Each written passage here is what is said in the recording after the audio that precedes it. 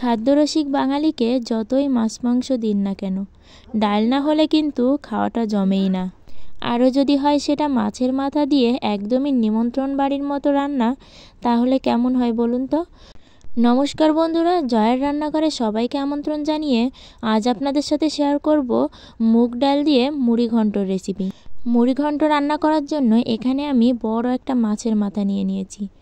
আর মুড়ি ঘন্টের জন্য আমি এখানে মুগ ডাল নিয়েছি। আর মুগ ডালটা এখানে আমি না ধুয়েই ভাজি করে নেব, তাহলে কিন্তু মুগ ডালের ঘ্রাণটা বেশিই পাবেন। আপনারাও ঠিক এভাবেই ডালটা ধোয়ার আগেই ভাজি করে নেবেন, তারপর ডালটা ধুয়ে নেবেন। এবার আমি মাছের মাথাটাকে কেটে খুব ভালো করে ভাজি করে নেব। আর মুড়ি ঘন্ট রান্না করার জন্য মাছের মাথাটা সবসময়ই আপনারা বেশি বেশি করে ভাজি করবেন। এখানে আমি মাথাটাকে খুব ভালো করে ছাড়িয়েই ভাজি করে নিয়েছি। এবার আমি ওই একই কড়াইতে পরিমাণ মতো জল দিয়ে ডালটা দিয়ে দেব। আর ডালটা আমি আগেই বলেছি যে ভেজেই কিন্তু আপনারা ধুয়ে দিবেন। একদমই যদি পারফেক্ট নিমন্ত্রণ বাড়ির মতো মুড়ি ঘন্ট রান্না করতে চান, তাহলে অবশ্যই এই টিপসগুলো ফলো করবেন। আর এবার আমি ডালটাকে সেদ্ধ করে নিয়েই হাতার সাহায্যে ডালটাকে একটু ঘুটে দেব। এখানে কিন্তু আমি খুব বেশি ডালটাকে ঘুটবো না। এবার অল্প পরিমাণেই ডালটা ঘুটে আমি এর ভিতরে পরিমাণ মতো জলটা দিয়ে দিলাম।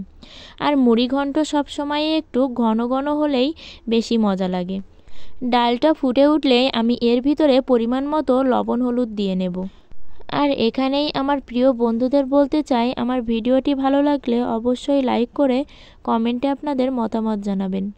আর এরকম নতুন নতুন রেসিপি পেতে আমার চ্যানেলটি সাবস্ক্রাইব করে পাশের ঘন্টাটি বাজিয়ে অল অপশানে সেট দিয়ে রাখবেন। ডালটা ফুটে উঠতেই আমি এর ভিতরে চেরা কাঁচা লঙ্কা আর ভেজে রাখা মাথাটা দিয়ে দিলাম। এবার বেশ কিছু সময় এটাকে রান্না করে নিতে হবে। ডালটা একটু ঘন হতেই আমি এর ভিতরে জিরা বাটা আর দিয়ে দেব আদা বাটা। আগে যখন নিমন্ত্রণ বাড়ি যেতাম, এই ডালের উপরে না একটা আলাদাই ভালোবাসা কাজ করতো। শুধুই ভাবতাম যে তারা কিভাবে রান্না করে, যে ডালটা এত মজার হয়। আর আপনারাও যদি এভাবে রান্না করেন, তাহলে একদমই নিমন্ত্রণ বাড়ির মতো ডাল খেতে পারবেন। এবার আমি ডালটাকে নামিয়ে একটা ফোড়ন দেব। ফোড়নের জন্য আমি তেলের ভিতরে শুকনো লঙ্কা, তেজপাতা আর জিরা দিয়ে নিলাম। এবার আমি ডালটাকে ফোড়ন দিয়ে নেব। আর এভাবে ডাল ফোড়ন দেওয়ার পরেই আমি এখানে 1 চামচ চিনি দিয়ে দিলাম। চিনি দিলে মুড়ি ঘন্টটা খেতে আরও বেশি মজার হয়।